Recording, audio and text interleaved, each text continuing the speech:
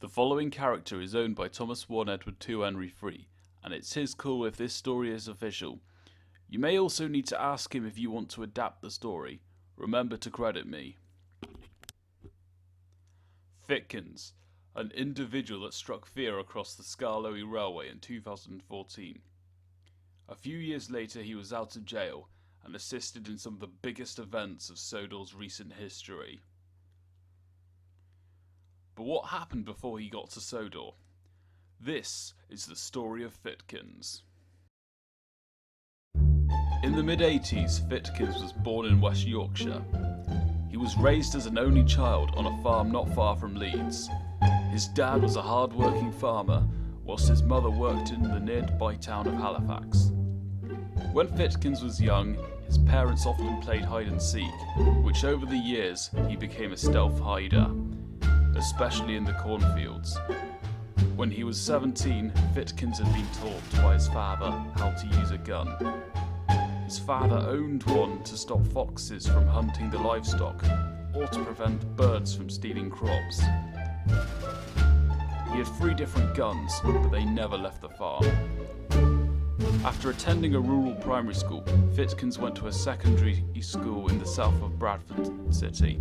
Occasionally he challenged the teachers, which would sometimes get him into trouble, or worse, he might get into fights with other students. In his last year before going to sixth form, he became the hard ass in the school. From 7 years old, Thitkins became a Leeds United fan and continued supporting them whilst he was in England. By the age of 15, he developed into a hooligan. He became the leader of a youth firm when he was 19, and a year later, he was an elite member. He had 2 talking tos by the police in that time. Back to his education, Thitkins attended the University of Sheffield after gaining the 2 A's and 2 B's from his A-levels at sixth form. He studied engineering and electrical machinery from 2003 to 2008.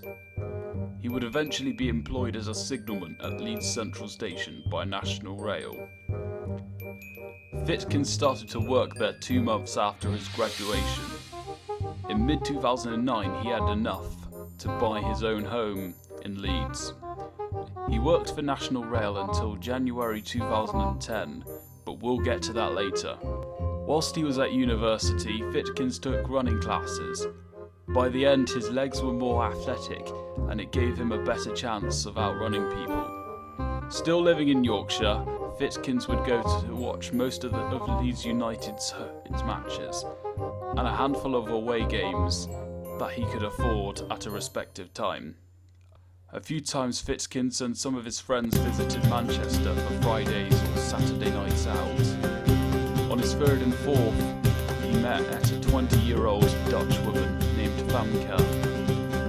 After a few meetups and countless phone conversations, they formed a loving relationship.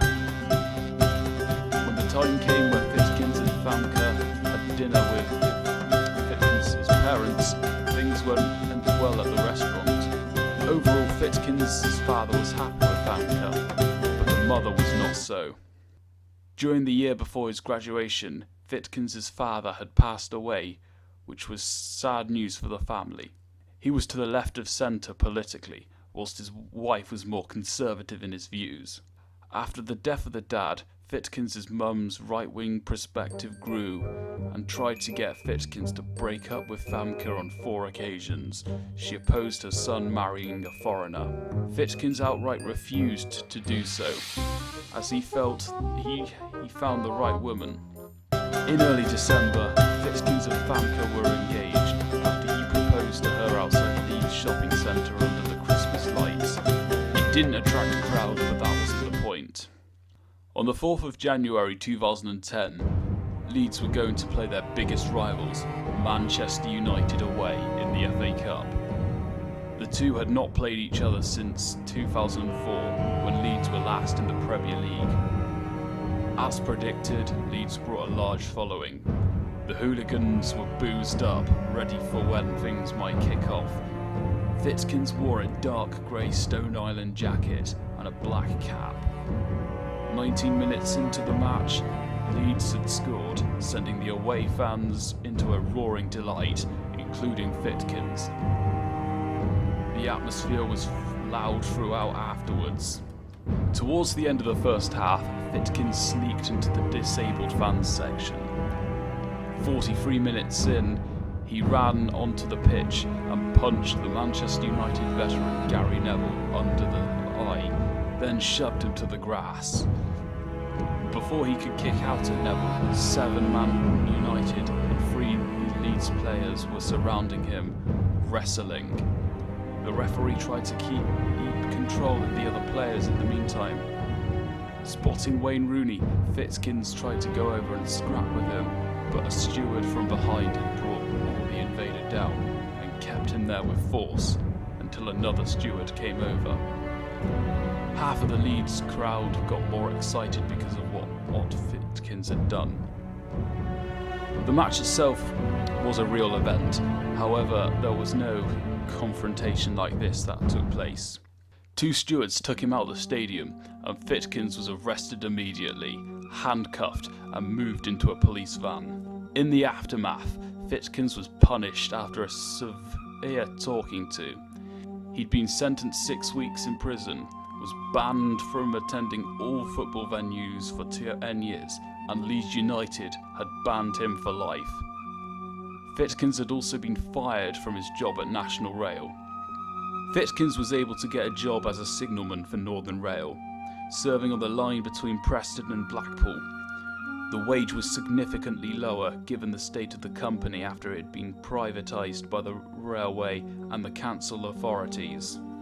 Famke wasn't happy with Thitkins' behaviour, not at all, but she didn't dump him because she believed she could change Thitkins for the better, especially without the football distraction, though Thitkins did get involved with some scraps with rival firms. Thitkins' mum wasn't too angry with him because she thought this would be a means for him and Famke to break up. Turns out that wasn't to be the case. Sometime later, Thitkins' mother had been plotting something. She framed Famke as a criminal and an illegal immigrant. Famke had been deported back to the Netherlands. Thitkins was fuming. He'd reached out to the Home Office on a number of occasions, but they backed down on bringing Famke back. Thitkins' financial position meant he couldn't take the government to court. He couldn't find other ways of peacefully winning his case against the government.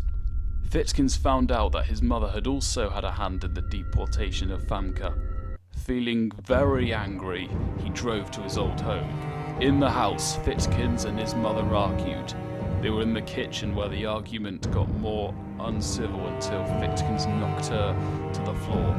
He beat his mother twice and then reached for his upper brown jacket pocket and put a penknife into her collarbone.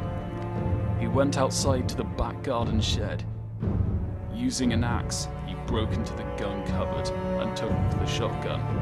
In the kitchen, Thitkins loaded and pointed the shot at his mother. However, by doing what he had done plus his criminal record meant he was digging his life a hole. He decided to head further north and further rural. He turned on the computer and then looked on Google Maps. The house phone rang 3 times. Not all of them back to back. That was until Thitkins disconnected the phone wire. A few minutes later he was ready to leave. He had other things with him, including the shotgun, a bottle of water. When he opened the front door to get to his car, coming in the distance were 3 police cars. Outside he darted towards the cornfield, running under the towering crops. When he was far enough, Thitkins threw the gun away, then walked for a bit. The police inspected the house. Outside, one officer saw a footprint, and that led to the cornfield. Half of them rushed in. When Thitkins heard, he ran again, navigating where the exit was. Before going there, he hid in a spot. The police weren't able to find him, and at the right moment, Thitkins fled the area. He was escaping across the countryside without the police on his tail. He found a long road. This is the A650. He looked for the nearest bridge. He finds one, which is usually used by tractors, Land Rovers going to rural spots. Thitkins runs there. When Thitkins is on the bridge, he's at the edge. When a four-wheel open-topped truck approached below, he jumped down and landed in amongst the cargo. A few roads later, the truck was in Cumbria, despite the pit-stop brake from the unaware driver. Thitkins remained hidden. The truck arrived in the town of Barrow-in-Furness. Thitkins climbed out and onto a street and tried navigating through the town. The locals don't recognise him. In the centre of town he sees a board map of the main area of Barrow-in-Furness. Thitkins decides to go to Barrow Harbour, the same place Douglas rescued Oliver from scrap. It's night time when he arrives. On a platform in the distance is Henry the Green Engine, waiting for his return journey with the flying kipper. Thitkins lurks through the shadows to get to the train. This scene below will still need some work because the guard is going to check the whole train before he blows the whistle.